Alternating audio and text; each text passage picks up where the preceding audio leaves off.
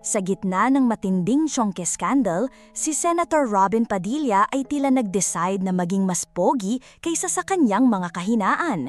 Ngayon, may bago na siyang hairstyle na army cut at ang kanyang misis na si Mariel Padilla ay tila super excited at ibinida ito sa social media. Yay! Best anniversary gift! Finally! Sabi niya. Habang ang bagong look ni Robin ay dinudumog ng atensyon, hindi maiiwasang pag-usapan ang isa sa mga skandal sa Senado, kung saan ang isang staff niya ay nahuling gumagamit ng marijuana. Mukhang mas gusto ni Robin ang mga balitang estilo kaysa sa mga balitang droga. Kaya habang ang kontrobersya ay patuloy na umuusok, si Robin ay abala sa pag-angking bagong hairstyle na halos mas impactful pa kaysa sa kanyang mga sulat sa Senado.